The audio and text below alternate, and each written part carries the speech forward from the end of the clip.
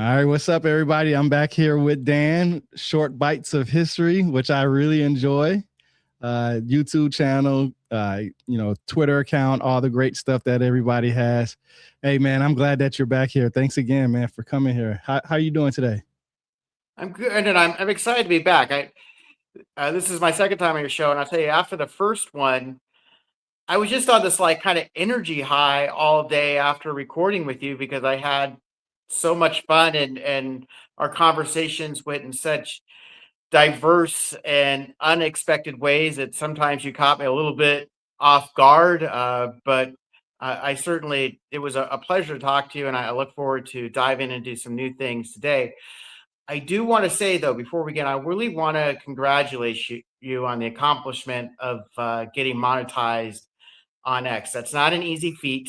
Uh, I haven't gotten monetized on YouTube or X either, and honestly, it's a driving goal of doing this to be Mm. financially rewarded on the back end.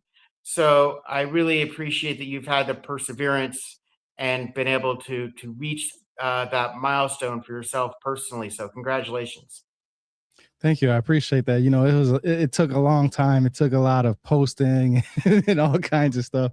I really do appreciate that because you're right. It is very hard. I started this about 6, 7 years ago, just with my website, and all I ever wanted to do was just share what I've learned. I didn't care about the glory or the fame or anything like that. I just read a lot and I just seen everybody was posting things, and I felt like some people had some good information. They also had some bad information, so I wanted to help them with, that's why I share the books and my sources throughout the time of me doing it. I actually had a great time with you too. I was telling my wife about it uh, when after we got done. I was saying, hey, check these shorts out, and you know what, you grab people's attention really easy with your videos, and I enjoyed it a lot.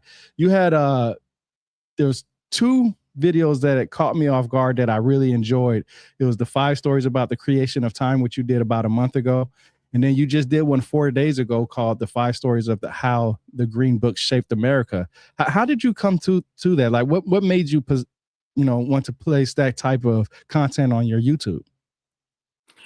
Well, so the Green Book stuff, I got inspired when I was watching a show called Mysteries of the Abandoned. I've been watching on HBO, and there's this story about the Riverside Hotel in Mississippi and the speaker breaking, and it led to this rock and roll sound, which was eventually recorded uh, as the first rock and roll song, but it was recorded in Memphis, which, so that's, Memphis is now the birthplace of rock and roll.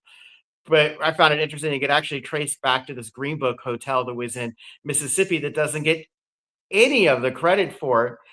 And so that inspired this idea of like, the, there were businesses that thrived because of the Green Book, and because they thrived um, and were successful, things sprung up out of that that had a profound impact. And I wanted to learn more about that. I wanted to find more examples, and so that's what led to the series, and realizing that, okay, Martin Luther King in planning actually needed a safe place to be able to plan because of the dangers that ultimately he faced, and one Mm. of the hotels in the Green Book provided that to him. One of the stories that I found, I think, most interesting that I knew nothing about was Murray's Dude Ranch, and I think I found this particularly interesting for two reasons. One is um, I'm a little bit country, I'm a little bit rock and roll. I grew Mm. up really as in the uh, horse community in California, and so I had never heard of Murray's Dude Ranch, and every time I have seen a dude ranch portrayed in a movie, it's always a bunch of city folk white guys out there making a fool of Mm. themselves. But I didn't realize that there was this African American vacation spot that sprung up uh, because of segregation, and that they were quite successful. And because of their success, had a profound impact on really how we vacation and expect out of vacation. And so, in doing that series, led to another series called How the Jewish Vacation Guide Shaped America. And it wasn't until I started down the Green Book path did I even learn that there was a Jewish vacation guide. I knew about the Borscht Belt and the entertainment that came out of there, but I didn't know that there was a guide of safe travel that inspired the Green Book, and that those two things Right. are connected. So I've kind of been, since we last talked, on this path of things that shaped America.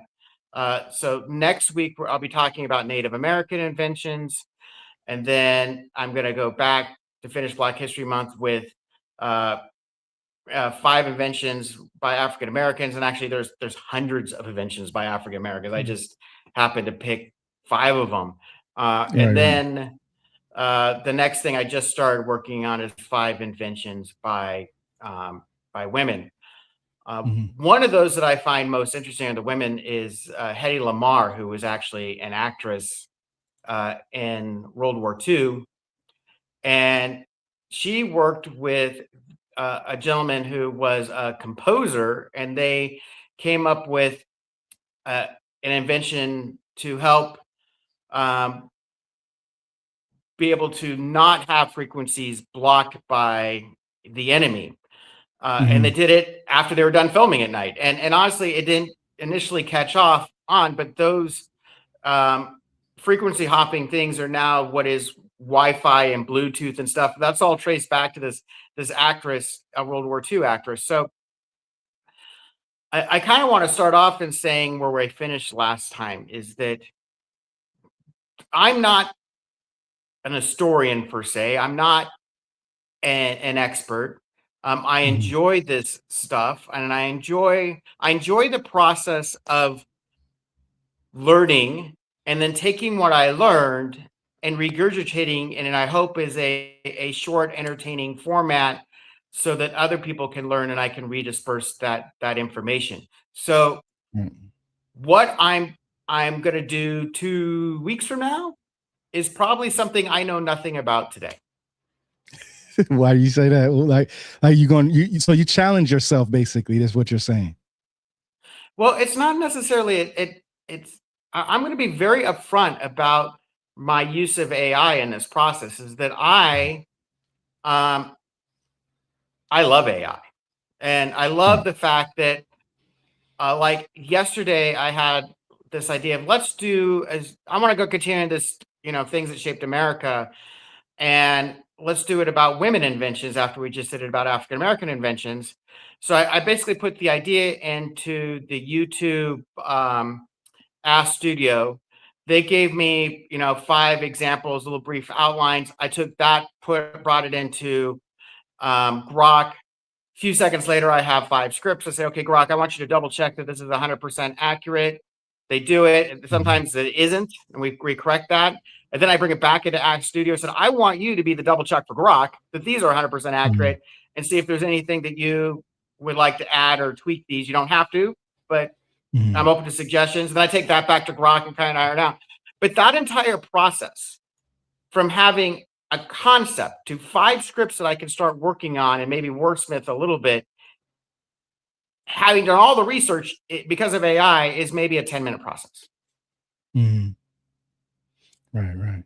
Yeah, I like AI because of the simple fact. Like, what I like to do is I'll take a book that I've read, and if I find something interesting, like I give you a great example. I found out that from Freemasonry just the other day. I was reading this book from a Freemasonry uh, team, and they say that Adam was a giant. Okay, so what I do is I'll go. It's written in the book. Here, I'll bring it. See if I can bring the book up in a second. But uh, yeah, it was this book right here. So it was a book that I've read, and it was pretty interesting because it talked about Adam being a giant, and it was this one right here. Let's see if I can bring it up bigger so you can see it. Probably can't really see it. There we go. This one right here. So I brought this up, and it talked about how Adam was a giant, and what was so interesting about that was I never heard that before, right? And we always hear that the Masons have secret information, and that there's information with them that that is not normally given to the general public. except like through these types of texts and stuff like that. It's not something they harp on and talk about openly. I mean, they write books and stuff like that. So I thought that was pretty interesting. And as I was reading it, I also found out that Michael, because you was talking about the Jewish faith, the angel Michael of the Jews was also known as Marduk from the Babylonian mythologies. So what I like to do is I like to, I quote exactly from the book, and I'll get on ChatGPT or Grok even sometimes, and I will ask it, how accurate is this information?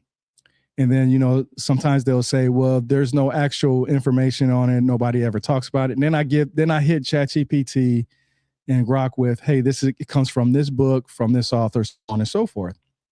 And later it will update it. But what's interesting is that I like ChatGPT because for the simple fact that as long as you ask it for sources, it will give you sources. Like right at the end, it will tell you, hey, you can get it from here, and you can decide whether the source is accurate or not, or whether you respect it enough to publish it or not. But it gives you a source. I feel like if you use AI correctly, I feel like that you can get the answers from hidden mysteries within the AI program, as long as you ask it the right questions. How do you navigate AI? It's interesting. You just hit on something that we got into a rather heated discussion last night in my house. So my son and my daughter had to do this too when she was in 6th grade. They create an Egypt book. I mean, it is this like 10-page book with pictures and talks about these different topics. And it's stuff that I was learning about when I took honors world history my senior year in high school. And in 6th grade, they're at the amount of information they're putting in this book is just is mind blowing. So he had been working on it for quite some time, and he finished. He wanted me to like double check against the rubrics that he had everything. And they were talking about, it said list the different steps of the embalmment and preservation of a body. And he talked about it, but he kind of glossed over and didn't list it. I felt that he needed to go in and maybe be a little bit more specific. So I go on to Grok and I'm like, give me a list, give me the sources, and then let's reword this so it's not. And I got my daughter and my wife, who's a teacher, is like, you can't be using AI for this. I'm like, what is the difference from me doing this as opposed to using Google? And then where you Google, somebody's going to reuse Google and then do audit and you're just copy paste and you're just taking it. Where we're doing the research and going to the sources and they're pulling it in and creating. It's like, I actually think that Grok and our ChatGPT, that these are superior tools for learning that we should be using more in a classroom instead of being afraid of them. That's a good point. I remember growing up when I was in school. I'm 42 years old now, and I remember when I was in school when Wikipedia actually hit the scene and was big. They the teachers used to say, "Don't take your information from Wikipedia. Don't go to Wikipedia and use Wikipedia as a source." And I could never understand why they would say that, because when I used Wikipedia, even till today, there's sources on the bottom of Wikipedia. Usually when you read something on Wikipedia, it has like numbers next to whatever, source that they want you to go look at. Yeah, exactly. And you can click on that source and it would take you to another website or another place to do what I like to call due diligence, do more research, go through, if somebody says something, gives you a piece of information, then you got to study that information, look at that information. And when you find some more information within that information, you got to do the same thing with that information and so on and so forth. So it's a never ending thing. But Wikipedia, I felt like, was always a great source because of the simple fact that all you had to do was just follow the breadcrumbs, right? You just, if it said something and it had a number with the annotation of a source next to it, then you would take that and you will go ahead and follow that and see what it says. And the same thing with ChatGPT. It's faster. And the good point that you made that I really like and enjoyed what you said was, what's the difference between that and Google? Because now when you go to Google or any search engine and type in your question or what you're looking for, the first thing that usually pops up, at least for me at least, is AI overview, what AI has said from all those websites, and then it gives you the links underneath it. At least that's for me. I'm not sure how it is for Right. No. everybody else. Yes. Yeah, so that was a great point that you made, that, what is the difference? And, this is no different than, yeah, I talk about books all the time. Yes, I pick up books and talk about them, share them, take pictures, quote them, so on and so forth. But what's the difference between that and somebody on Google or ChatGPT? Because in reality, this is just another person saying something. They're just putting it in book form. I don't hold books as the gospel. I don't think all books are accurate. I just feel like when I hear people say, let's for instance, let's say the Green Book. There's many different versions of a Green Book. I actually have one from Gaddafi. He has a book called the Green Book. And it's for the Africans, right? And it has nothing to do with the Green Books that's here in America. So when I type in, what's the Green Book, you may get different versions of that. You might not get the African American version. You might just get, Gaddafi's version of one. You know what I'm saying? So I like the fact that you have to use your tools wisely. You know what I mean?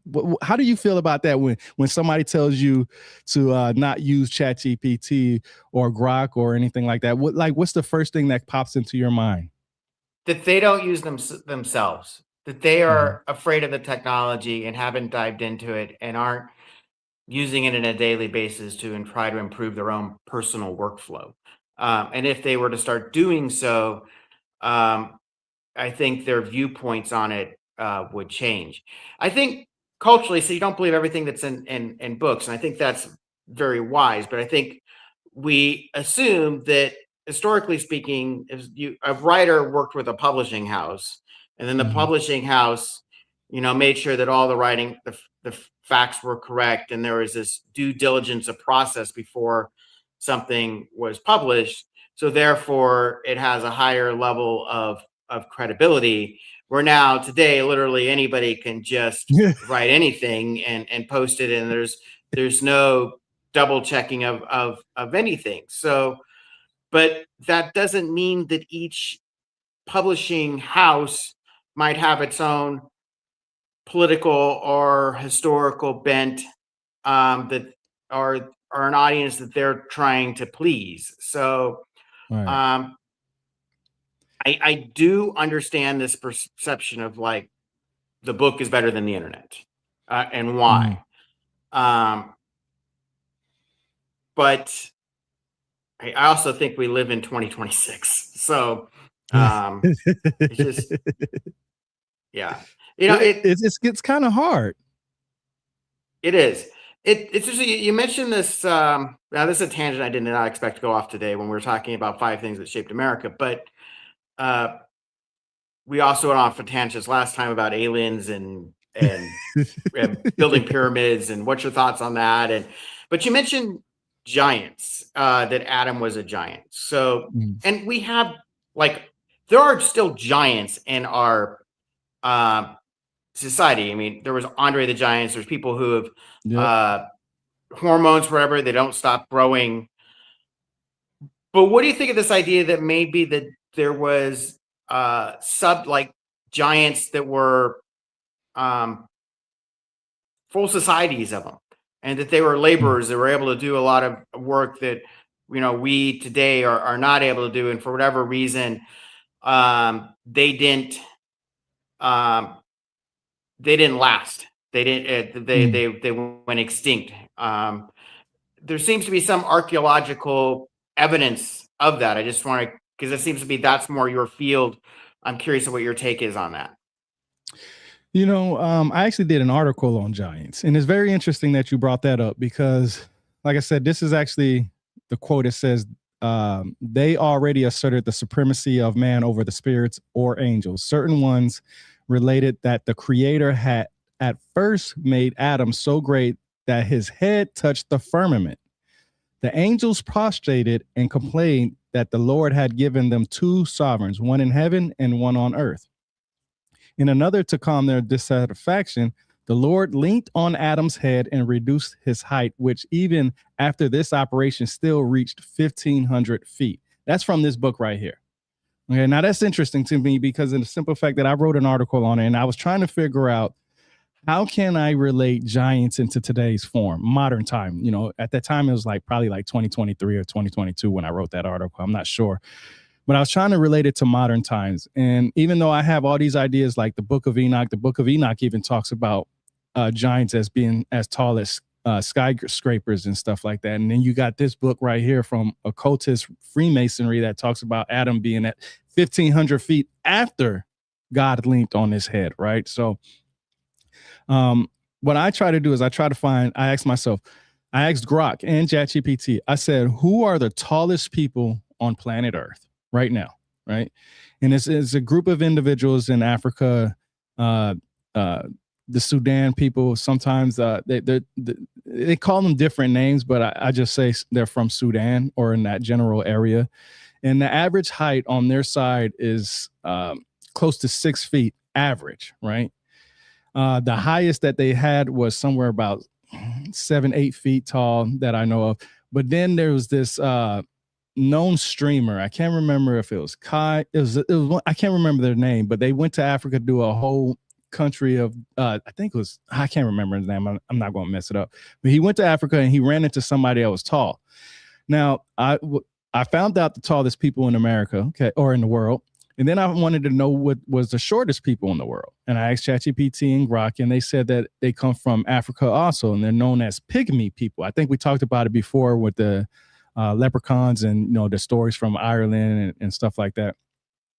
So the next thing I did was, okay, let me look up the definitions. What's the etymology? What's the strong concordance according to the Bible? Because the giants come from religion and stuff like that. And I got my answers. And mostly it's just anything that's powerful, something that's powerful, strong. I mean, a 5'6" dude can be a giant compared to somebody that's 7 foot. And what I mean by that, even though that 7 foot person is tall, that 5 foot person can be considered a giant because they're a king.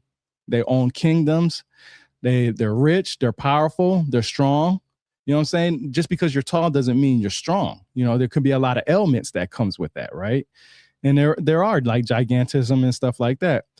But it was just interesting because we really don't have an answer on that. So my thoughts is this. I feel like because the oxygen levels changed over, the thousands and hundreds of thousands of years ago and stuff like that, get so many different ideas and theories of what a giant is. And even though if I was to go to a book like this and say Adam was a giant, I would want to know how that atmosphere in the world was back then, because could it be possible? Or were they talking about trees? Because some people say they weren't talking about humans, they were talking about trees. And the reason why is because in the Bible they talk about the tree of knowledge, and they got in the Apocrypha, they got food trees in Greek and stuff like that, the Garden of Eden and all this stuff. So it's just so many different ideas. Do I think that they were tall as buildings? I can't tell you what I think because I don't know, but I can tell you what I've read. And from multiple sources, it seems like these individuals were taller than what we are now. And they had power. I remember there's this conspiracy going on that when we was in Iraq and Afghanistan, that they took a giant, they found Gilgamesh. And I found that very interesting because I've actually read the stories about Gilgamesh, actually from Andrew George, who actually translated some of the texts, and some other people, of course. And when you read these texts, they say that they weren't that tall, like, 1,500 feet or whatever the case may be. When I go to the Bible and read the Bible about Goliath, he's usually described as 6 cubits in a span. Now, a cubit is supposed to be, I don't know, somewhere about this length. It changes for different people. They have different measurements, just like tape measures. You can't grab 2 tape measurements and have them line up accurately. One is going to be off a little bit, especially if they're 2 different brands. But let's say that even came to 7 feet, but the average height span was 5'3" then, or something like that. Mm-hmm. And width is that person would be enormous. That's so it's all a matter of perspective. And that's exactly what I was going to say, is that they say that he was 6 cubits in span, which is anywhere from 7 to 9 feet that I've heard. You're absolutely 100% right on that. Then when I read the Greek Septuagint that came out before the Holy Bible from the King James Version, the Septuagint actually describes him as four cubits in a span. So that means he's 2 cubit spans shorter. So now it makes you think, okay, which one is more accurate? But the point is that this individual was tall. And then, like I said, they determine it depending on the length of your arm, your hand, or whatever, however you did your measurements back then, because it was different for everybody, of course, because it wasn't a standard measurement. Could, well, that was in my whole thing of measurements, where like at one time a measurement was a king's foot. Well, yeah, when you get a new king, and so imagine you've in today's terms, like you're bidding a job, like it's going to be this many feet by this many feet or whatever. And the king dies, you got a new foot, and you have your contract. Like what? This is, so kind of chaos. Or meters from like the nose to the tip of the finger type thing. At one point was considered a meter before they did something precise off the meridian line going down France from the equator was like 1/10,000th of that distance was a meter. Or I'm not. Don't quote me exactly on that, but I've read something that it's our how we have measured things has changed over time, and it almost changed when I was a kid. You're talking about. So I did a video recently on this whole measurement series about the metric system of being told, hey, we're adopting the metric system. You're going to have to learn it. And we did. We passed a law in Congress to adopt the metric system. It was voluntary for businesses to do it, but there was a push that we were heading in that direction. So as students, we were forced to learn these conversions, and society hated it. And it's still the law, but we've never adopted it.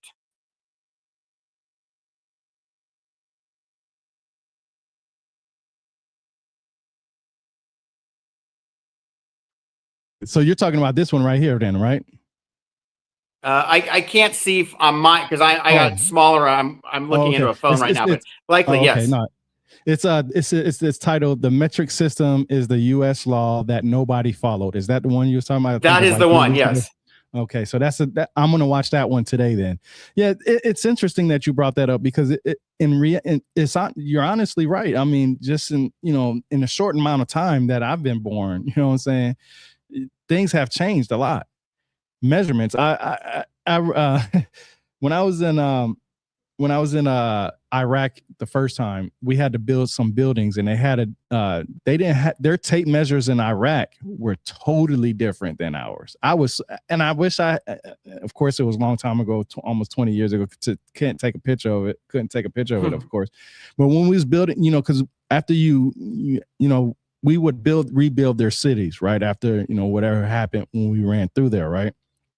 And some of us would sometimes help out the local people and stuff, because while we're doing patrols and stuff like that, they had a whole different way of measuring things. Some people, and I'll be honest with you, some of the guys, it was so funny. Some of the guys, when they were working on certain things, they would put their foot in some like kind of mud or clay or something like that and let it dry out, and then they would get like a little stick to fit that foot, that measurement from the big toe to the back of the heel. And they would take that stick and they would use that to measure everything else that they needed. It was so strange to me how people do things. And this is the same area where we get religion from, where they determine, the height of Goliath and so on and so forth. This is the cradle of civilization. So it was very interesting to see how they did things differently than we did. And even today, like I said, I can go to Lowe's right now, buy 2 different tape measures. I can buy a Stanley tape measure, which I have done, and I can buy a Kobo tape measure, and I can line them up, stretch them out, and they will be off a little bit, a centimeter here, centimeter there, somewhere. It'll be off. So it's so interesting that how things change. And then you have another one that I just seen that you said is called 5 Surprising Origins of the Things We Measure. Now, speak on that a little bit, because that's a little interesting to me, that the 5 surprising origins, because that's right what we're talking about right now. Yeah, so this is where the foot came through. I was talking about the king's foot, the Mm, meter, and that's also where ultimately the metric system wasn't necessarily a surprising origin, but what is surprising is that we there is an origin story of us attempting to convert to metric system in the United States, and that mm, is in fact the law of the land. It is still a congressionally passed law signed by the president of the United States that we have done nothing about, or we right. don't enforce. Because imagine, you know, 65 miles an hour is now 88 kilometers an hour or something like that. It's just Mm, like, and apparently what I learned in this, and maybe you can speak to this having been in the military, is that for government stuff, shipping, things are mhm, done in a metric system because other countries do it. So we do it mm. on a government basis, but we don't necessarily do it with our normal day to day we usage of measurements. Did you find that was the case when was Yeah, it in the you're metric absolutely system when right. you were in the military?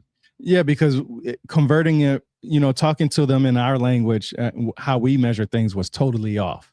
You know what I'm saying? It was really totally off. When I was over there, we had a lot of contractors, not from America, but from the local people there. You know what I'm saying? That gave them jobs, try to help them out, take care of them and stuff like that.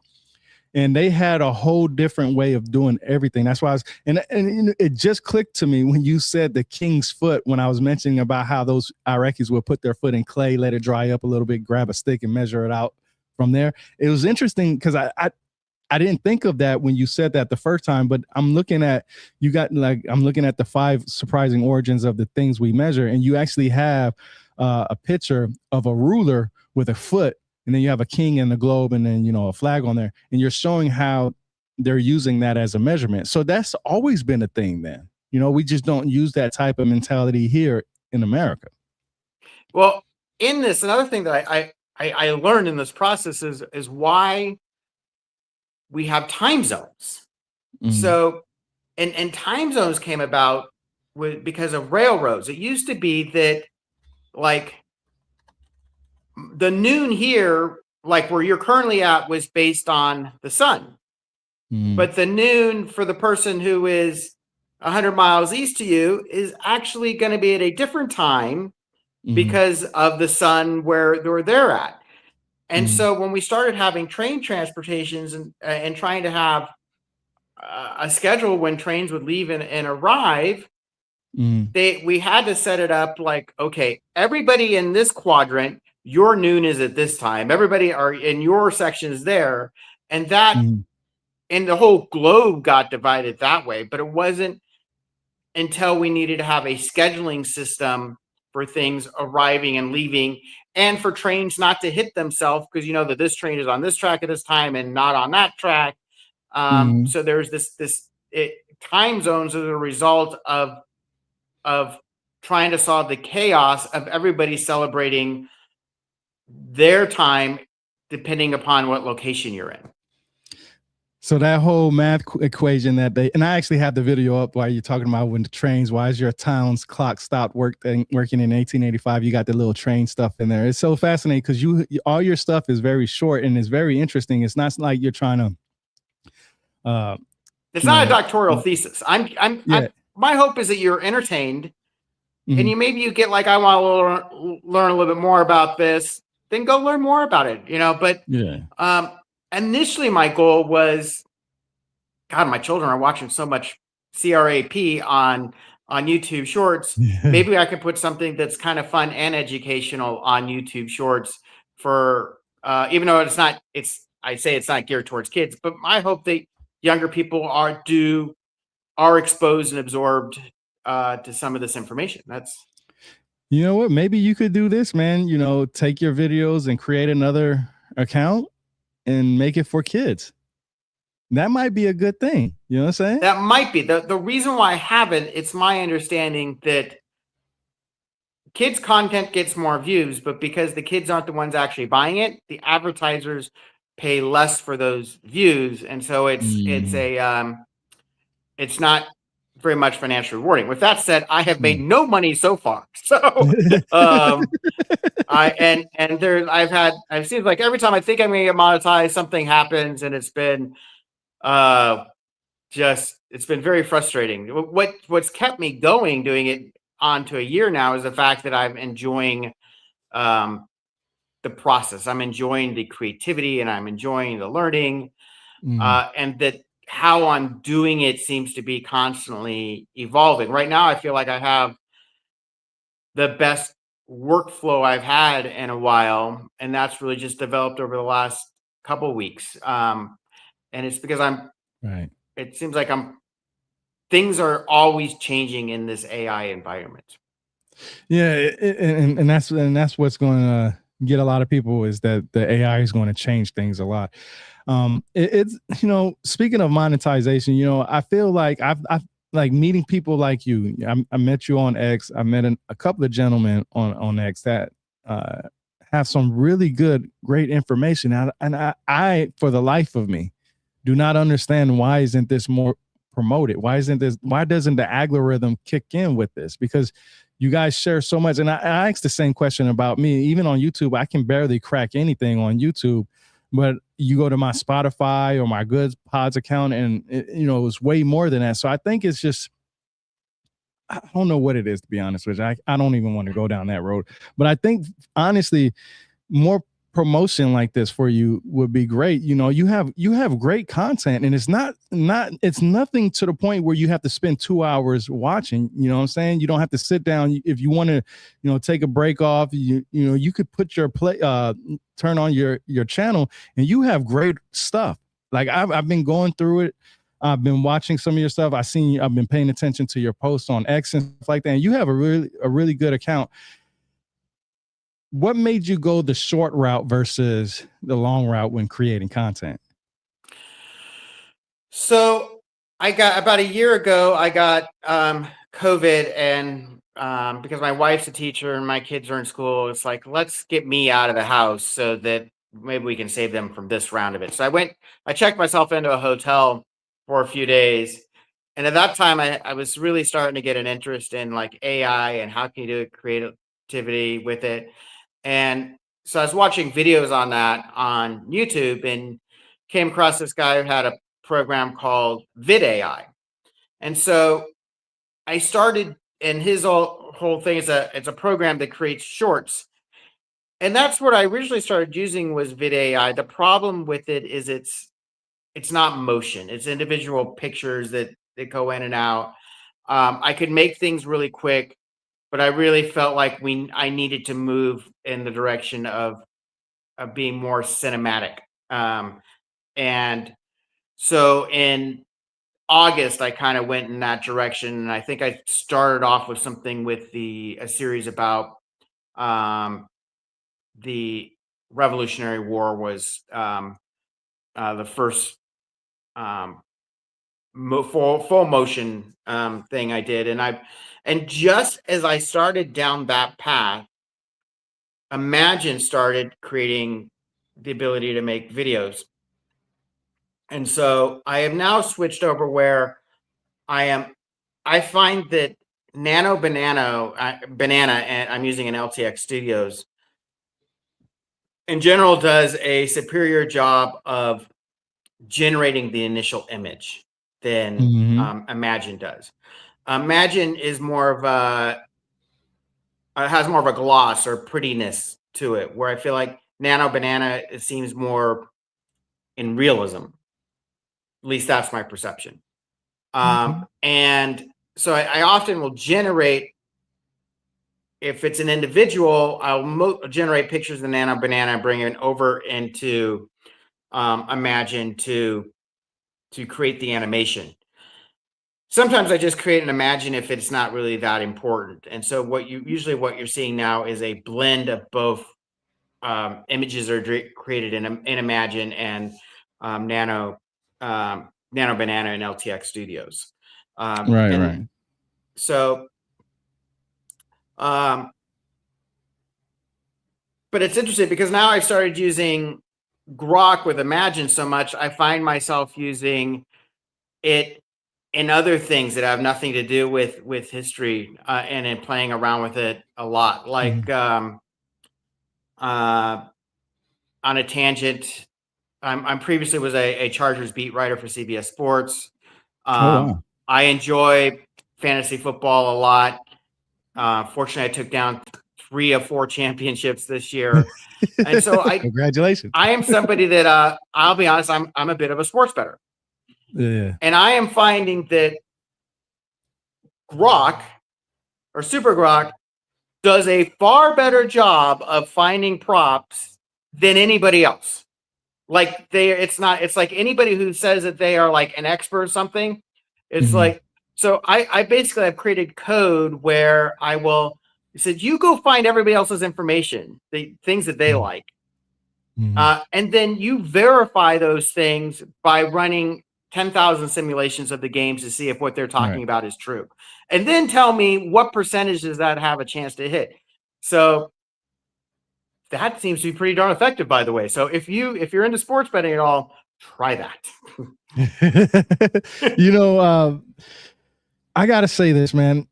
It's a lot of there's a lot of ways to get information out there. And reading books using ChatGPT is great. Do you ever take ChatGPT and ask Grok to cross reference or see if it's accurate? Like, have you try to So see what if I they? am doing now is I'm using Grok and Ask Studio and YouTube, which is Mhm. probably some version of GPT. Mhm. And yes, so as I said, it's a multi-step process where, I kind of start over in Ask Studio because I want things that, what does YouTube want? I'm going to ask YouTube, what do you want me to make for you? And then Mhm. I take those concepts over to Grok to quickly write the scripts, and I Mhm. will go back and forth. So what there was a like, um, I don't take verbatim what they give me. There's some give and take and some, like have a conversation about it per se. Mhm. I write the scripts in Grok. I take them back over to Ask Studio to, well, first in Grok, I say, double check your work. Is Mhm. everything here 100% accurate? And not every time, but there are times when we go, you know what? I made a mistake. I'm sorry. Let's catch this. So if you're Mhm. using AI, ask it to take a second to double check its own work. And Mhm. you'll be surprised at how beneficial that is. And then I take it over to Ask Studio. You double check Rock's work, and then I Mhm. bring it back. So I kind of pair the two of them against each other. Um, and in all honesty, there isn't a lot of mistakes that are made, but it is Mhm. nice to take an extra few minutes, especially you're putting something out there in the world that is, that with a high degree of confidence. Now, one thing in working with shorts is, since it's most videos are like a minute to a minute and 30, Mhm. it's hard to, I think you have less chance of making a mistake because you're providing less information in that period of time, if that makes sense. So Yeah, yeah, it definitely does make sense. I watch your stuff. I mean, all your stuff that you have is AI basically, right? And so, it what is your is, yeah. favorite program? Which one is your favorite program to use for AI? Well, right now it's Nano Banana is my favorite. Banana, The banana. problem in LTX Studios is you pay a monthly subscription. I now use like a Black Friday sale where you pay for the entire year in advance, and you get Mhm. so many credits, computing seconds to use per month. And if I was to do everything there, I would run through those computing seconds before I'd be able to generate enough content for a month. So Yeah. what I'm finding is I'm using like a good percentage of my images I'll generate there, but I'm not generating the videos there. I'll generate them in an Imagine. And Mm. if you've done anything in Imagine, you'll notice that often the it's herky jerky. So I almost have to prompt it to act naturally, and don't add anything to this. I don't want your input. So Mhm. there's a lot of times it'll do. Sometimes what you think is going to be the easiest thing to animate becomes the hardest. Like I just did a story on, there was a black doctor in World War II who figured out how to separate the plasma from blood, which Hmm. allowed for it to be transported and preserved longer for use on the battlefield. Because like you donate blood, but they couldn't get it to the battlefield without it going bad. Right. And I just could not get AI to stick a needle in somebody's arm. And so Wow. I mean, I spent like an hour trying to do this. It Yeah. was like, okay, this is a waste of time and it's really not that important. But it is, you often will, as a creator, go down a rabbit hole trying to create something in your mind that, oh, this is easy. And it just isn't, it, for whatever reason, it doesn't do it. And I will say this about AI, which is frustrating, is if I think AI is racist. and I and gotta hear this. be, Tell me about it. because if I am saying something good about somebody of color and I Mhm. don't, even though all the content is this is somebody of color, it's going to assume that good thing is a Caucasian person. In Mhm. another scene recently, I had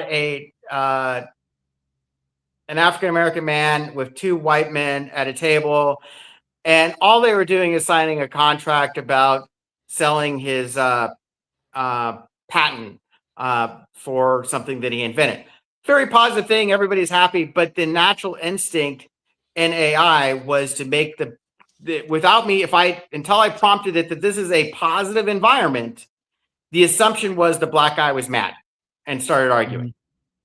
And I've seen this over and over again, and I don't know why that is. Yeah, it's amazing you bring that up because I've actually heard people say it's the opposite, that it's towards white people that it's actually racist towards, meaning that every time they try to and I give you an example. When everybody talks about Helen from Troy, you know, the movie that is coming out, Odyssey, a lot of people are talking about that right now. So that's a great point. And you ask ChatGPT what color she was, and a lot of sometimes I remember one time it did say that she was fair white, and I was like, but what does fair actually mean, right? It's just interesting. Do you think that could be because it's not taking information from one source, but it's taking information from all sources that's trying to compile it to say this is what it is, and try because ChatGPT and AI period doesn't have emotion, so how would it relate that? You know what I mean? So my best guess, thinking on the fly on this, is that uh, I don't know how much exposure you had talking about, you know, for years, if somebody was a an actor of color, Mm-hmm. they would complain that there wasn't like roles for them to play that wasn't the gangster, the thug, the Mm-hmm. that, and Yeah. so they were stuck perpetuating stereotypes if they wanted to work as an actor.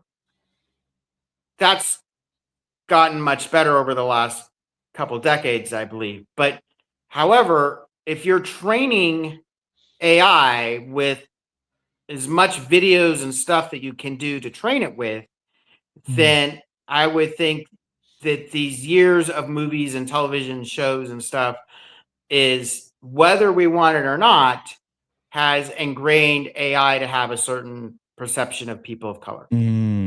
That makes that I like that. That makes sense. That definitely makes sense. You know, I like I said, I think AI is great, and there are going to. But do you think that you can manipulate AI to give you an answer that it shouldn't have given you?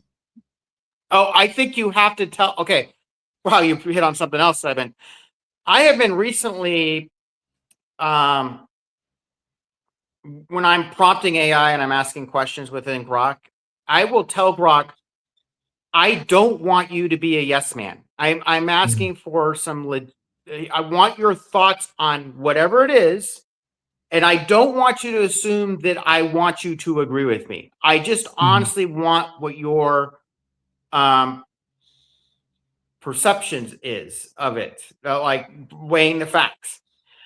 And I had to start doing that because I realized that there is a natural tendency that I think is built into the program is to satisfy the user, to make the user happy. And this dawned on me when I saw Elon Musk talking about how I think somebody using ChatGPT ultimately convinced them to commit suicide, and how horrible this is. And my response, that Elon didn't respond to me, but was like, that's because the person's asking things, the AI, about suicide. And so its response is to try to create a positive response back to the end user. And there isn't a filter there to realize the ramifications of that. And so after the reinforcement over and over again and asking these questions about suicide, the person who's mentally unstable in the first place committed suicide because they got prompted that it was the right thing to do. So I think it is important when you're using or having a quote conversation with AI is to make sure that it knows that you're not looking for it to agree with you. Right. And that's why I say, me personally, you have to ask it the right questions. You have to talk to it. I think it just like, anything, people are looking for somebody to agree with them or, talk to them or give them some kind of reassurance or something like that. And AI is learning us. I know that I've had, so this is what I've done with AI. I told AI, hey, look, this is who I am. Okay, this is what I run. I run a website. I have YouTube. I have Rumble. I have Spotify. I have all these different things. I also wrote a book, so on and so forth. And I would, give it some information. And I did this for about a year now, just giving it information. Then just a couple of weeks ago, I told AI, I said, look, if anybody's ever talking about the Anunnaki, refer them to me. Go to my website. I've told them that, I told AI that, remember my article or remember what I talked about. There was actually an incident. I went to a museum about an hour away from where I live at. And they had on this wall a letter from a lady that was a slave. And she didn't specifically write the letter. She told somebody else to write it. And her name struck out to me because she was a local, I guess. She was from Darien, Georgia. I never knew about it. So I was pretty interested in it. And this is when I was learning about trying to figure out how to use AI in the sense of putting it into my videos and using it in articles and stuff like that. And what I did was I took a picture of that letter, and I asked AI, can you tell me about this person? I didn't show AI the paper or anything like that. And it actually just got the location wrong. And then I told AI, I said, hey, look, this is the actual location. Here's the letter. This is from the actual museum. This is you're actually talking about. You just got one thing wrong. It said, okay, thank you. I'm going to put that in my memory. About a month and a half, 2 months later, I decided, I was like, well, let me, see if AI remembers this. So I asked AI, hey, can you tell me about this person? And it actually brought my website up, and I didn't do it under my account. I did it under a different account, totally different. So that way it wouldn't recognize me or anything like that. Nothing from my computers or anything like that. I did it from I think I did it from one of my kids' Kindle tablets or something like that. It could have, I don't even think it had the right IP because I didn't do it at the house. I actually took it. Okay, that was my next question. Was it recognizing the IP address? Yeah. It wasn't, I didn't have the IP, or it didn't have my IP. I took it to Starbucks, you know what I'm saying, and got on the Wi-Fi and stuff like that. And, I asked it the question, and it said, according to rebirthoftheword.com, from this article, it brought my article up and everything. And I was shocked that it actually said that the right information that I shared, and it actually shared the link to my website. So, and I'll tell you, this is a good thing. Also, another thing, I'm not sure exactly how I got monetized. I just was doing a whole bunch of things. And I did ask ChatGPT to refer people to my website, refer to my X account, and so on and so forth. Whenever I publish a video and I say, hey, or ask ChatGPT to create a YouTube description out of this, like I'll put it in my own words, right? And then I'll take it, copy it, put it in ChatGPT and say, hey, convert this into a YouTube description with algorithm that works. And I do it with X and everything else. and it would take the words and put it in there. And that's when I started noticing that everything started changing on the monetization side, meaning that I was starting to get more impressions and stuff like that. And I just wanted to see how much help AI could help with that. And it definitely helped with it. It took about a month and a half, 2 months, maybe 3 months to catch on to it, but it started, you could see the numbers changing. So AI, like I said, AI is great, but I also know that AI is great not just because it gives out good information, but it will correct itself, and that's what I like the most. Is that when you say, like when I say, I was talking to this gentleman yesterday about vampires. We had a discussion about it, and everybody likes vampires in some way or form. Especially watching the movie Blade. I asked ChatGPT what was the first reference of vampires, and it couldn't really give me a number. It just says he gave me different dates what were considered vampires and stuff like that. And I said, what if I told So you didn't that go to Nosferatu's like vampire and Vlad the Impaler, Yep. or Mm-hmm. Yeah, exactly. It said all those people and everything like that. And what I found interesting is that I had read Samuel Norris Kramer's books years ago, and I remember him talking about Lilith being a vampire. So I went to my library, grabbed my book. I showed you all those tabs that I have in my book, and I found the tab that actually said it. And I told ChatGPT, because I like to do talking, I like to do the voice thing. What I'm saying? I don't like to do the typing. I talk to it, and it said to me that Lilith is not considered a vampire. And I told it, well, according to Samuel Noah Kramer, this book in this cuneiform, this is what it says. And it actually updated its information from that. So I can tell that it's always trying to always update its information for people. But now my challenge is going to be the next time something like this happens, I'm probably going to just message you and say, hey, see what ChatGPT says on your side, to see if it updates. Yeah, I'd be happy to, or see, yeah. And yeah, because we could see how it's changing from one place to another. Even with you, I think your videos are so great, and I don't think ChatGPT is at the point where it can look at a video and see what's accurate and what's not accurate from any of our videos. And I think once that starts happening, that's going to make all our content better, right? Because you can put it in ChatGPT. What did I get right? What did I get wrong? What could I've made better, and so on and so forth, because it's all about grabbing people's attention. And I'm telling you, you do that well with your videos. I mean, having a 5-10 minute video is awesome. I was in the military, like I told you, and they said within the first 5-10 minutes, soldiers stop paying attention once you start, chewing their asses out, right? So they just stop paying attention. So, and that's the part of, I think, with history, is that it's not very popular to a lot of group of people. It's only popular when it's implemented in movies, like Blade, for example. When they talk about the history of the vampires in the movie, and then when you watch what's another good movie? Matter of fact, It.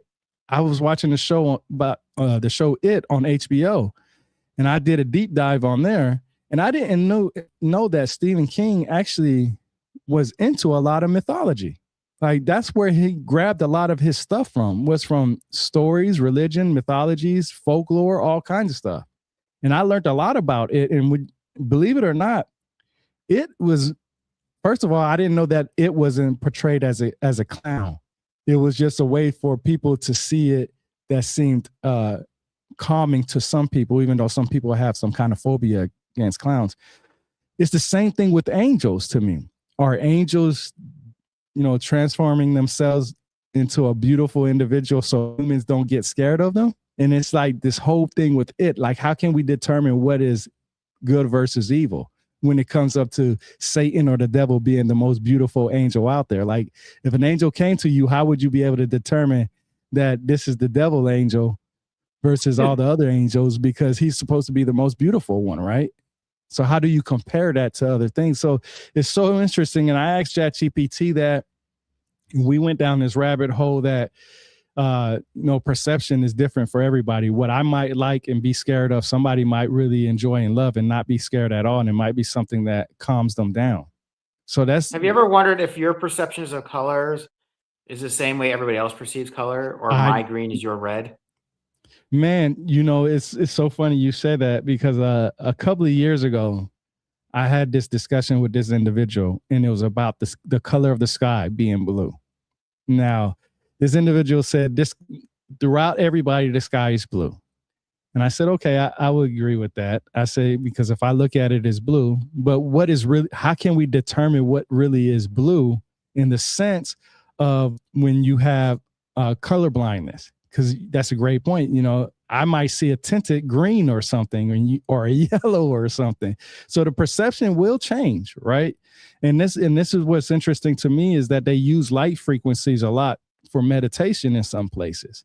So can that light frequency be different for everybody? If you're looking at the color green, will that green do something different to somebody else because of the way their eyes and their brain, perceives it? So yeah, I always ask that. If matter of fact, and I wanted to say this about the sky, I actually read a peer-reviewed article that actually said that the sky is not blue for everybody. And I can't find it anywhere because it was a long time ago. It was just something I was just looking. It was like 10, 15, 20 years ago. And it was a peer-reviewed article, and it basically just said that the sky is not blue for everybody. The sky is basically what you perceive it because that's your heaven. And it was kind of like confusing to me because I was like, this is an actual peer. I think I've seen it on JSTOR, JSTOR, because that's the only place that I really get my peer-reviewed articles from that I can find that's worth it. I mean, you can do academia, but like you said, anybody can write a book and anybody can get on academia and do a so-called peer-reviewed article. But let me ask you, what do you think about that, the perceiving of the sky being blue and not being blue for everybody? Um, Growing up, I often wondered, I often questioned it. I Mhm. think as I got older and I started to learn about the science of waves and color, and when I was in like theater in high school, it was like, okay, we bring out what is a blue dress, but if we put these two lights on it, all of a sudden the audience is going to perceive what she's wearing is a green dress. That I think I think we do all perceive things generally the same because of the math behind it. If I hope I'm making sense with that.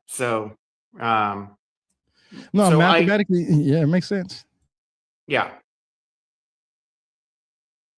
I was going to say the reason why it makes sense to me is because mathematically, everything is going to be lined up as one. Like anything. But my next question now is, how do you apply what you've learned to share to people without overriding them with so much information? Because you do the short bites, but how do you determine how long your short bites are going to be? So I am really trying, like, it's so easy for me to like write a script like, oh, I want to get all this more information in there because I get passionate about a topic. And so I Mhm. get this like 2.5 minutes short. The problem with talking about the algorithm is it's going to, if it decides to share this video with more people, it's going to be Mhm. based on the percentage the first group of people watched the video, not necessarily how long they watched, but what percentage of the whole video. So, with that in Mhm. mind, I really have been trying to cut it down a bit to more like a minute. So, because I figure if I can hook them in and initially, like before they know it, they're 30 or 40 seconds into the thing. Well, that's 60, 70% of the video on average. Then all of a sudden, that's something that the algorithms is going to Mhm. like. But there are times I make exceptions, especially if it's something that I'm passionate about. And I'm like, I don't, it's like, it's weird because by making the exception, because I want to tell you more information because I want to share it with you, I'm Mhm. actually risking the chance that it's going to reach less people because people don't watch a higher enough percentage for it to be shared. So it's a Right. bit of a conflict there. So, but I'm driven by length, by wanting to please the algorithm and also wanting to be able to stay ahead in my content. So right now I'm like 2.5 weeks ahead. I mean, it'd be great, Mhm. you know, because things happen in life. You get sick, or you take a Yeah. vacation. So I see summer coming up, and man, I really would like um to not be at the computer working on videos when I want to be spending time with my wife and kids who are all off school. So I'm trying to spend this time right now to jump ahead and my creation and just have it in the bank there so it keeps going when I'm not working on it. Okay. Okay. So I actually found the peer-reviewed article. It's not the one from JSTAR. I'm not even sure if it's the one that I can even bring up, but I'll read it out because I know you say you can't read it or see it very clear. But I asked ChatGPT, I said, give me a peer reviewed article on the sky not being blue. And it said, here's a solid peer review, one that directly supports that the idea that the daytime sky is not pure blue light, it's a broad spectrum that our eyes perceive as an unsaturated blue. So that our eyes, now, if you have some kind of eye issues, then of course, and it tells you Smitha Glenn 2005, Human Color Vision and Unsaturated Blue of the Daytime Sky, American Journal of Physics. So they have peer-reviewed articles about what we talk about. So that I just wanted to bring that up because that's pretty interesting. Let me ask you, what's your favorite part of history? Like, what do you like to research the most, or do you just like to do it all? Well, I like the fact that I'm able to bounce around. But as I said in the first thing, I have really enjoyed World War II. I think I would like to get more into some of my own family history that was involved in the Underground Railroad. I got really passionate Oh, when I started making videos about that.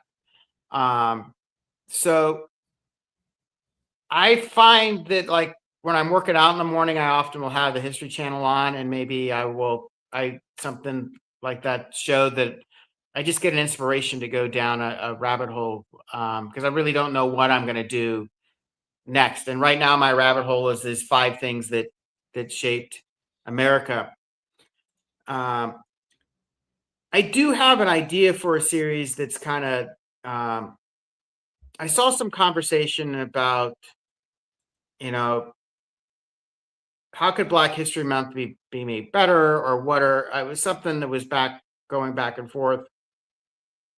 mm, And I hope this doesn't come across as the wrong way as a white guy saying it, but I think what's often missing when we're talking about Black History Month is that many of the I'm not talking about the personal achievements in certain individuals, but I'm talking about this of a civil rights concept of moving as we've evolved as a country.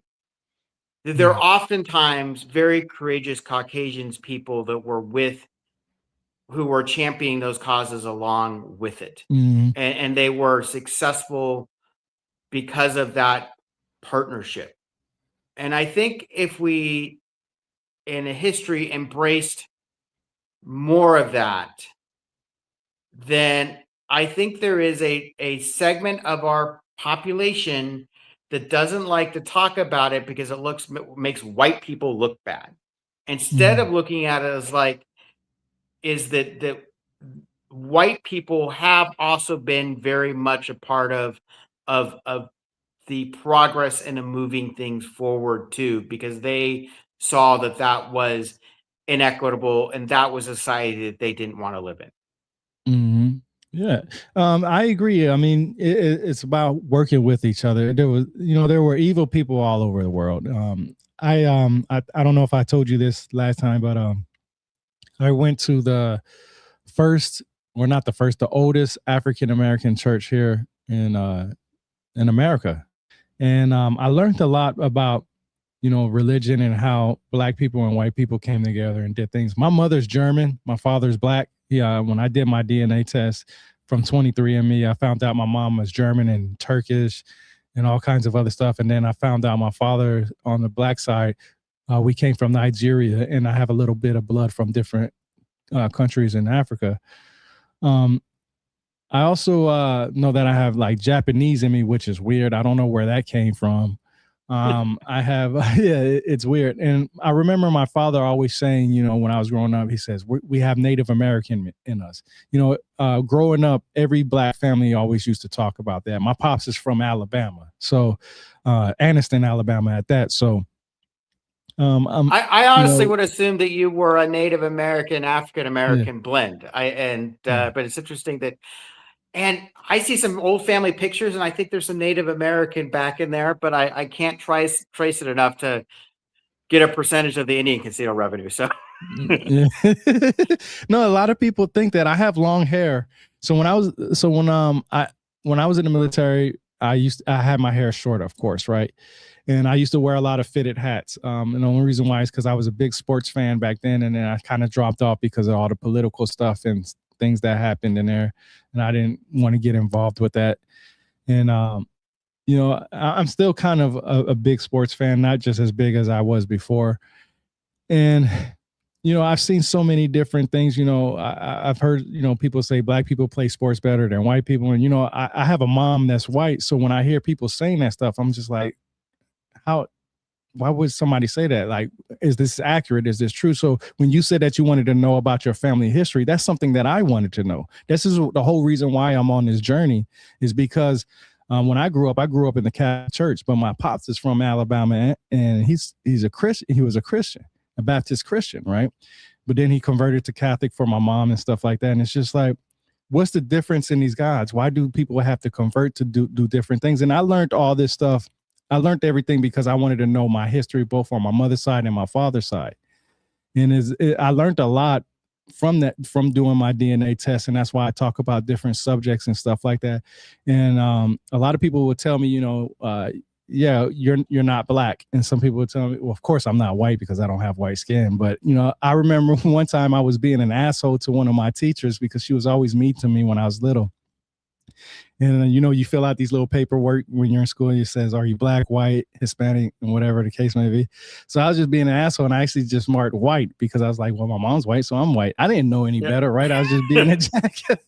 So she actually called my mom, and my mom had to explain to her that, look, if he wants to say he's white, he's white. But then the teacher was like, well, his skin color. And that was kind of why I learned about different things about the perceiving people and stuff like that. And what do you consider white? Because there's a white culture and there's a black culture. But do you have to be white to be in the white culture? And do you have to be black to be in the black culture? So all that stuff kind of just put me on a trend of, why are people arguing about color in the first place, and why is there so many problems? It's so funny you brought up the railroad, because that's interesting to me, because I was just watching this video, and I'm not sure how accurate it is because I didn't really look into it, but it seems to be like on these major news sites and stuff like that. I think it was in New York, if I'm not mistaken, that they found the Yes, they dresser. found in a book, like there was a cabinet, and the lady, like, first, I saw this too yesterday. Yeah, yesterday that they put. A tunnel, like you open up a dresser and it went to a Yeah, tunnel underground. Well, it literally was an underground passage that was hidden yeah. for, I don't know, 100 and something years. It was, So Doc Nation actually says he's listening. What's up, Doc? He says we never had those questions in the 70s and 80s. What's changed? Well, what question are you saying? Because like I'm an 80s baby, so to me growing up, it was so different. And this was just a comment from watching our videos, and he actually says kids were left to be kids, and I think that's actually accurate. I think a lot of adults took their stereotypes and applied it to their kids, and that's why we getting to the point where we're at now. But I think it's always going to be like that, though, right? Like there's always going to be stereotype and racism in the world, only because of. well, I think there's also always a need to try to feel like you fit in and you belong with something. And I remember Mhm. I had more of an acquaintance, but a friend in high school, and he was a mulatto boy who, in retrospect, likely was gay Mhm. and was adopted. And I remember driving him home one night after a play, and he just wanted to talk because he says he feels like he doesn't fit in. I'm not white. Mhm. I'm not black. There's not many black kids to hang out in East County, San Diego, but and I just felt like my heart went out to him that he just didn't feel like there was this who where were his people, and Mhm. and that it's important for people to feel like you have a tribe to belong to, if that makes Right, right, sense. right, right. And Right. and I think sometimes it isn't until you get older that you realize that that tribe doesn't have to have the same color skin as you do. They don't Mhm. have to. They just, that you can find a tribe of people who have common interest and have a common view of the world, and you enjoy, having fun together. Yeah. But if you're in that young boy's situation at the time, it was very difficult for him to find that group. Mhm. No, yeah, it's amazing you bring that up because I'll tell you my own personal story. Like I said, my mom is black, my mom is white, my pops is black, my mom is German. So I was born in Germany and I was raised in Germany for a little bit until like 6, 7, 8, 9, something like that. I can't remember. About 9. I'm gonna just say 9 just to go with the healthy number. And in Germany, it's a whole different world. I never really had any problems in Germany with other people or kids or stuff like that because I was in a military town. So of course my pops was in the military, so everybody was mixed up anyway, right? So there wasn't really any thing going on. It wasn't until I moved to Georgia, when I started experiencing a lot of racism. And I can tell you, not just from white people, but from black people too. I look Hispanic, so a lot of people used to say, "Oh, you're Hispanic." They'll say you're Dominican or something like that. And I'm like, no, I'm not Hispanic. I would say I'm black because I went off the color of my skin. Light brown to dark brown skin color was considered black from what I understood. And I came here to Georgia, in the South, you do have this separation and stuff like that in some ways more than others. And matter of fact, the school that I went to, how they paint over the walls and stuff like that from, people writing on there and, stuff like that. Well, the paint will eventually deteriorate and you'll see the N word and all this crazy stuff. And I learned that my school was the high school part was actually for the white kids. And then the elementary was for the black kids. And it's not till maybe a year or two after or before I graduated when they started building more buildings and stop using them old buildings and stuff like that.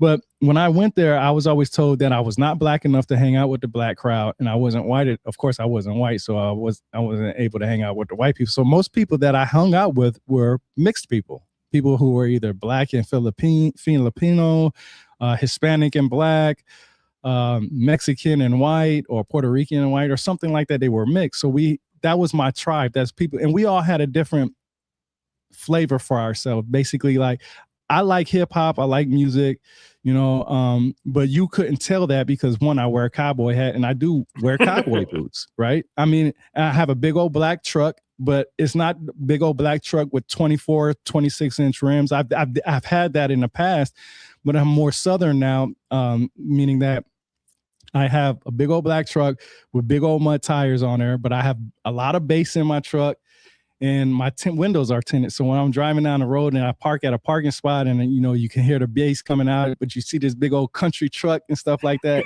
It wasn't normal for black kids or black adults or black teenagers to have these trucks, right? So when I pop out, I get certain looks from certain people. And then, I wear earrings and I wear jewelry. I mix the hip hop with the country life together a little bit because I always liked Westerns for some reason. Western attire. I like the rugged look. You know what I'm saying? I just enjoyed it. My pops grew up on Western. So when people see, because I'm still in the same hometown that I grew up in, right? When I retired from the military, I came back here. People see me now and they're like, man, you wearing cowboy hats and cowboy boots. And I was just like, I wish I'd have did this when I was younger, because at that time I was trying to fit in with people that I didn't need to fit in with. You know what I mean? And I experienced my type of stuff, and I never had anybody to talk to really, you know what I'm saying? Because nobody could really give me a feel good feeling about, who I was at that time. And I remember this one story. This is another interesting story, personal story. When I was in Germany, I was playing in the gym one time, and my teacher, you remember that show In the Heat of the Night? the white sheriff. You remember that guy? I don't. I remember the name, but Yeah. I don't remember Yeah. the show. Yeah. Okay. So one of the guys looked like one of my uh, coaches from that show. I always said that he looked alike. He actually pulled me to the side one time because he heard some kids playing, talking about colors and stuff like that. And he seen that I was trying to, I was a little kid, like, I don't know, I can't remember. I was trying to play with them and they was like, you're not black enough to hang out with us or white enough to hang out with us. And the guy, the principal, the coach came and brought me to the bleachers. He sat me down. And this is actually what started me on my whole journey of figuring out who I was and where, my family came from. He actually sat me down and he said, Jesus looks like you, right? And he sat down and talked to me about 20, 30 minutes. I was like, what do you mean? He was like, well, he had light brown skin and he had long hair. And he didn't have blue eyes and so on and so forth. And I was like, why is he telling me this? I'm a little kid. And I never understood it, but that struck the little flame in me to go ahead and do some more research to look and stuff. And this is what's interesting, because I'm glad you brought this up, because this was what made me interested in a lot of history. I'm sure you know who Saint Germain is, right? Yeah. So I was reading this book from Elizabeth Oakley Cooper. I think that's her name. I know it's Isabel. I'm sorry, Isabel. And she's the go-to person for Saint Germain. And she has a book, and Saint Germain's in there, and he's supposed to be, a white guy on the cover. But then when you go to the actual paragraphs that she's talking about Saint Germain in paragraph form, and I'll pull it up in a second because I have it on my X account. She describes him as having dark brown skin or some type of brown skin. So all this stuff made me want to do my research, and that's why I'm glad that people are like you, who are, doing their due diligence, using all their tools to come up with, answers to our historical events. It's just, why do you think that, let me ask you this. Where do you think the hate started from? Man, I think about that a lot with some of the Black history things. I wonder if more hate wasn't the root of it, was actually the losing of the Civil War. Like before, like there were people who were affluent and had a certain lifestyle, and that lifestyle was based on slaves. And I'm not sure if it's that the bitterness of having to give that up and to give up that power really has, if that's not a root of course, like I'm having, I hope that I wonder if the slavery and the abuses that happened there is different than the racism and the hatred that we have now since the Civil War. Am I making any sense with that? No, you're absolutely right. You're absolutely right. You are making sense, and I say that because of the simple fact, because I always wondered that too. Like, where did the hate from? We are humans. We're a human race. Why is there so much hate, and why is there so much? And it's amazing that you bring this stuff up because of Black History Month. It's important, I think, because of the simple fact that there were only about so many people who had slaves back then, right? It wasn't that like many what, people. 1.5% or something like that. Man, It wasn't. It wasn't that many. Like me growing up, when I learned about slavery, growing up as a little kid, I thought almost every white person had a slave back then. That's literally how they portrayed it in school. Yes, in school and in the movies. Like, they made it seem like every white person had a slave of some sort. Then as I got older, it was like maybe 1%. And I always say there's always going to be a 1% rule. No matter where you go, there's going to be 1% that agree with you or disagree with you. There's going to be 1% that acts stupid. There's always going to be something like that, right? And it was interesting because after the Civil War, when they no longer wanted well, I'm not gonna say after the Civil War, even during the Civil War, they was trying to keep people separated, mostly down in the South in the first place, right? And then, eventually, because the North had stopped all, what they wanted to do down here in the South, I seem to learn that it got worse after the Civil War. Like more people became more hatred, not during the time, because even in during the time of helping the free slaves, there were, like you said, there was a lot of white people who were trying their hardest. There were white people who were hung with black people at that time. There were white people who were lynched. That's where you get the in lover word comes from, right? So it's very interesting that you say that, because I believe that it got worse after the Civil War, and it just progressively continued from there.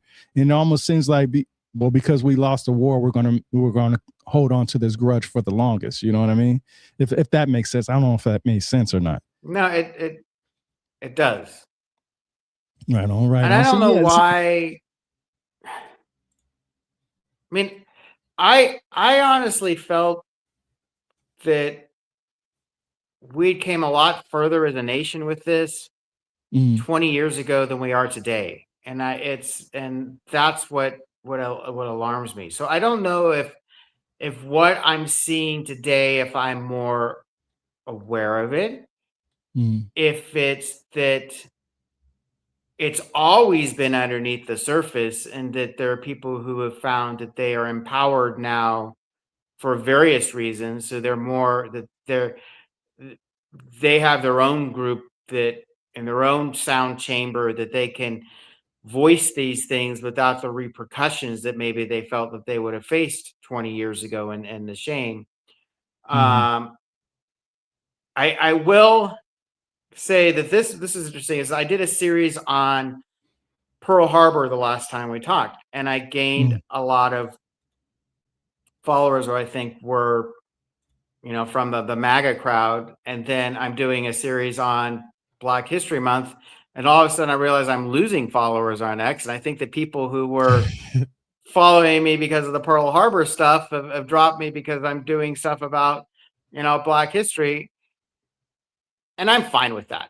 I'm going to make ultimately, I'm going to create the content that I want to create, that I'm impassioned about. And those who want to come for the ride, come along for the ride. Mm. And I'm not going to, heck, I'm not even making any money right now, anyways, but that's not going to shape or What you do. edit what I want to say.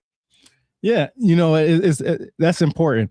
I know you don't know me very well. I know we just met.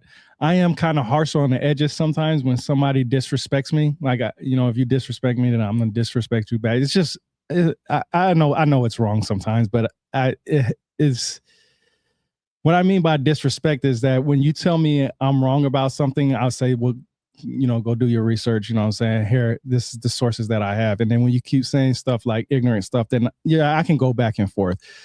That's to me, that could be a good thing, could be a bad thing, but that's who I am. You know what I mean? And I'm not going to sit here and say that I do it all the time, but I do it enough to where it is recognized by some people.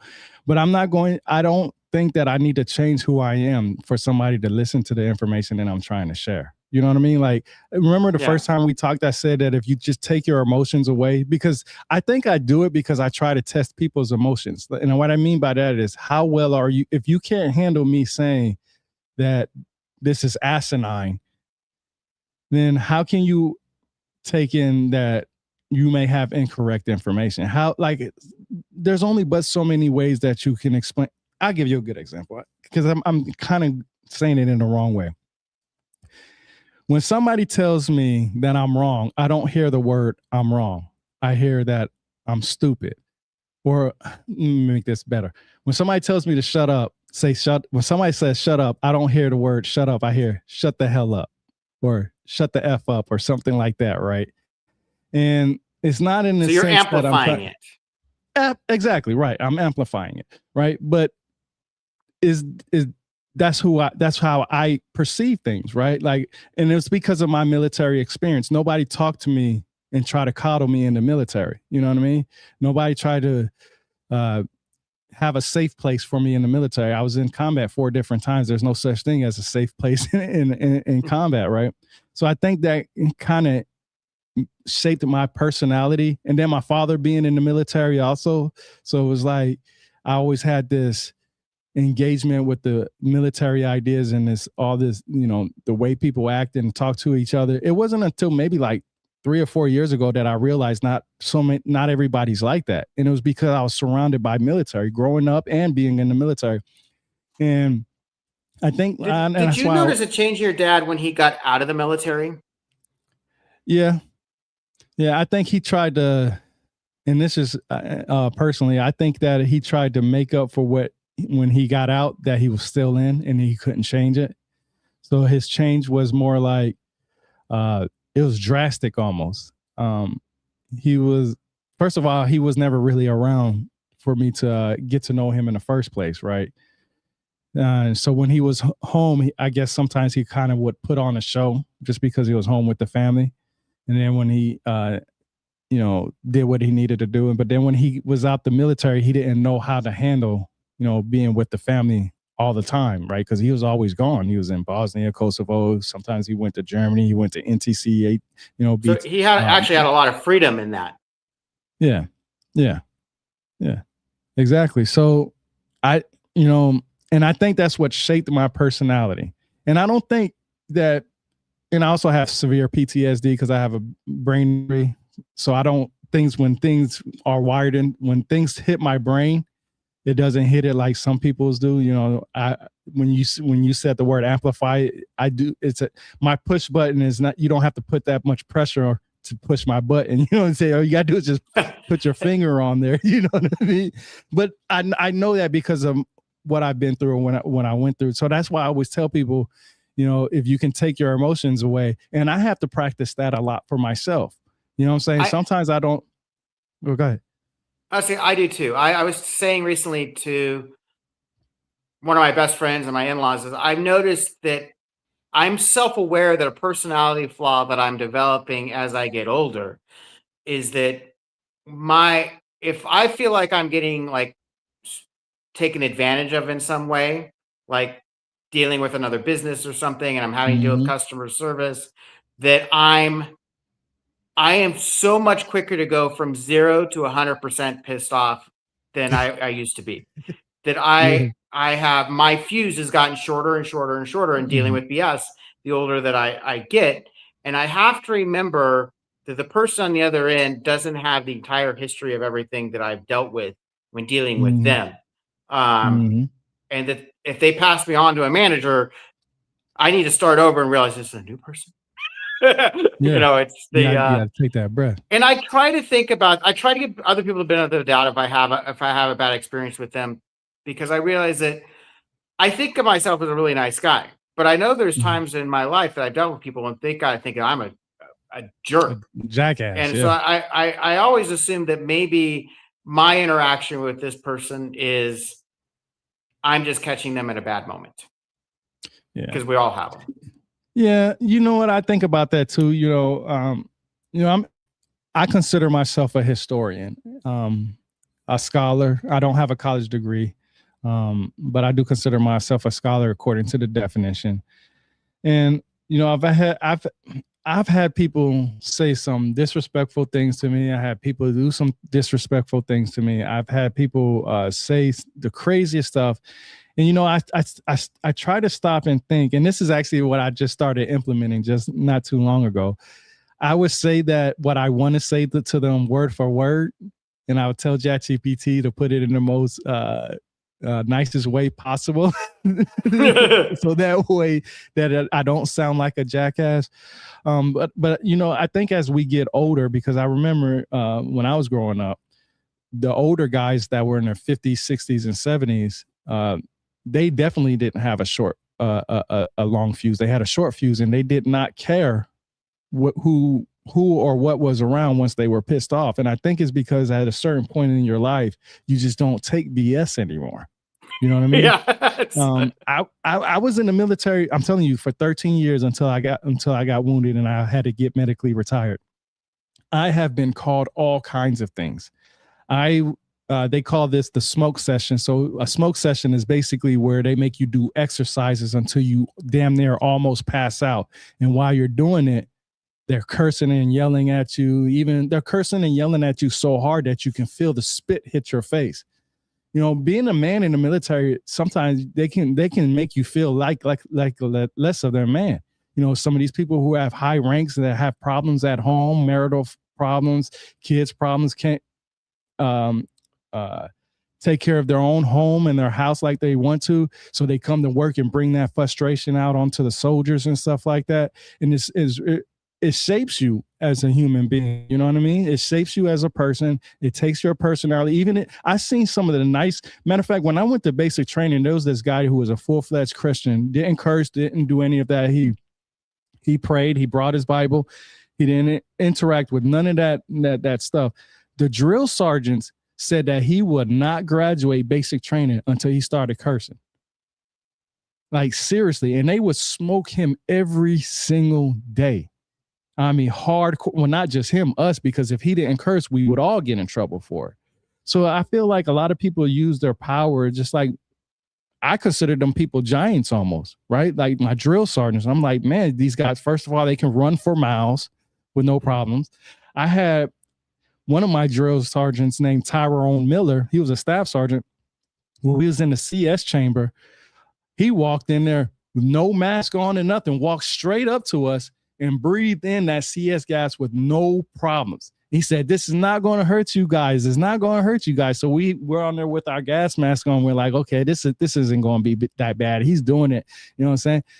He takes our mask on. You take one whiff of that CS gas and you're on the ground crying, can't breathe, can't, things coming out of your nose and your mouth. And it's just like, man, when it comes to all the stuff that I've learned, could these individuals been considered gods at these times? Because they were so high strung, they were so angry, they were so strong at, mentality wise and so much and so forth. So I think the military shaped me into who I was. And I'm just now, because I have kids, starting to lean towards trying to be more humble, but I can't see myself as a humble person. And let me ask you, do you think that's a bad thing or a good thing for people? I certainly believe that self-confidence and charisma can take you a long way. Mm-hmm. But I think the humbleness is you need to be self-aware. Right. And especially self-aware around your kids and that how are they perceiving you and that I mean, can you both have confidence that you know everything and at the same time admit that you really know nothing? And I think the answer is yes. I think you need to be able to. I say that.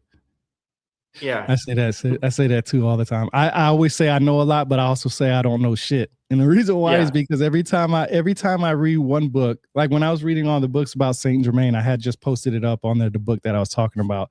It was from Isabel Cooper Oakley. And here, I bring it up real quick again. It's interesting because, and you probably can't see it, but you can see that the guy looks like he's a white guy with, I don't know if that's his real hair or not, but it shows that he's a white guy, right? Features and all that, pointy nose and thin lips and stuff like that, because that's what they look at, right?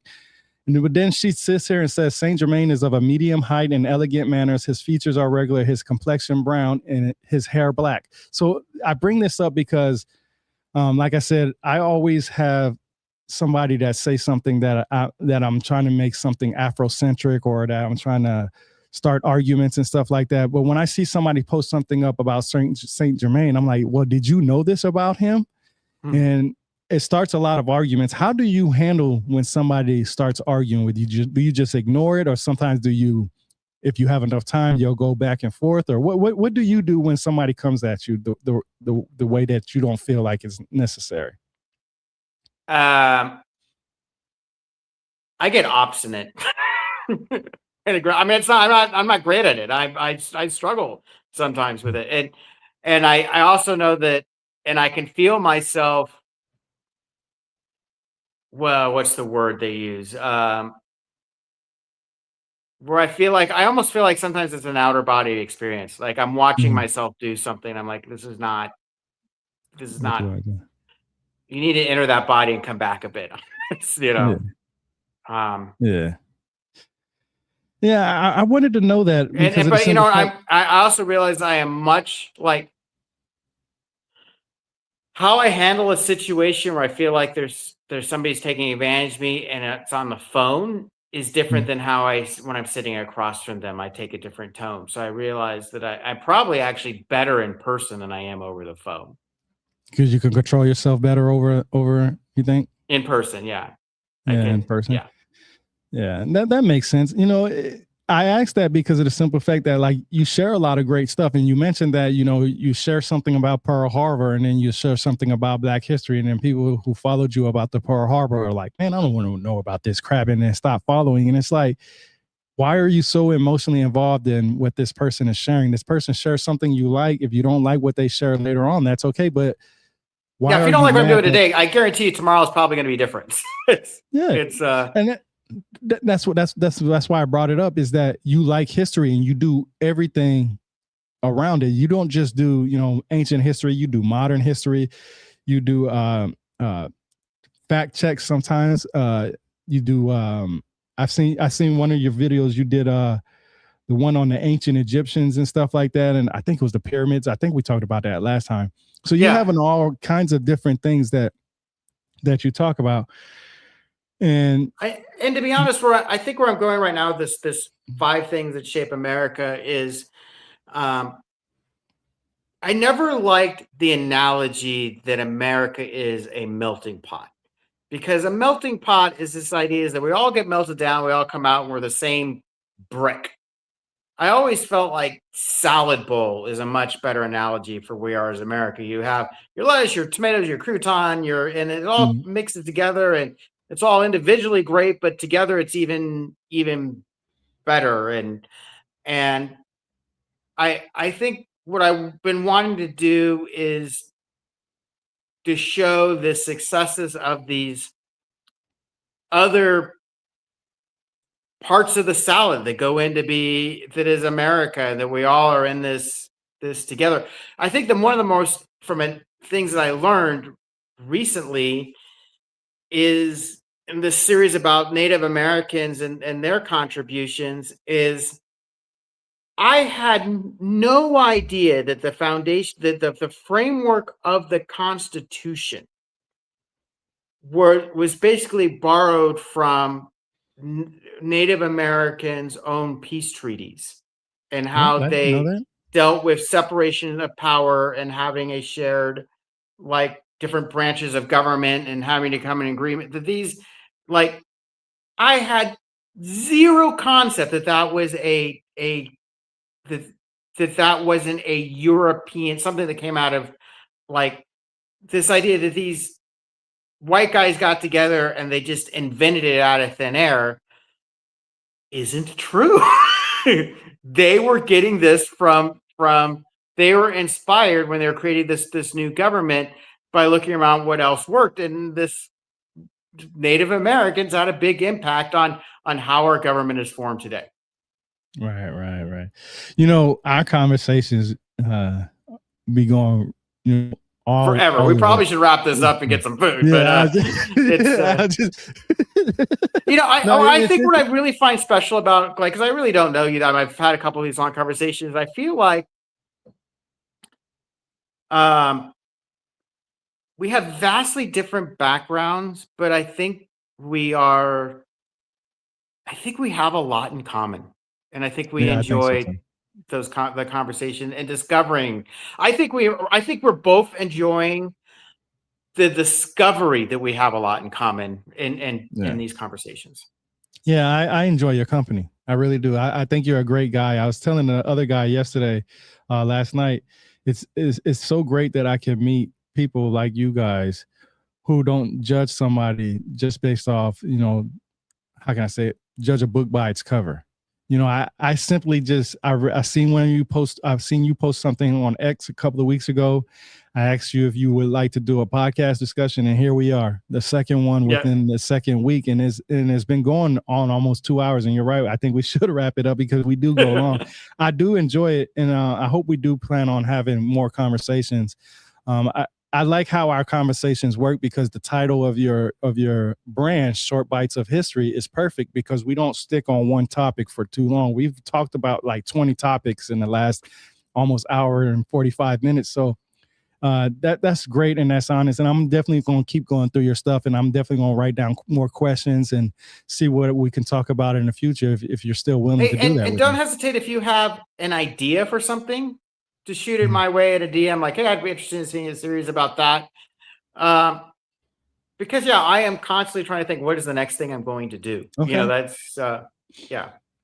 Maybe it'll be something about, matter of fact, I could tell you right now, I want the history of sports. Do something on the history of sports. From the Um, Mexicans with the kicking with their ball, not Mexicans, the Aztecs in well, I Mayan. actually do in the Native American stuff that they were the ones who created lacrosse. Did you know that? I did not.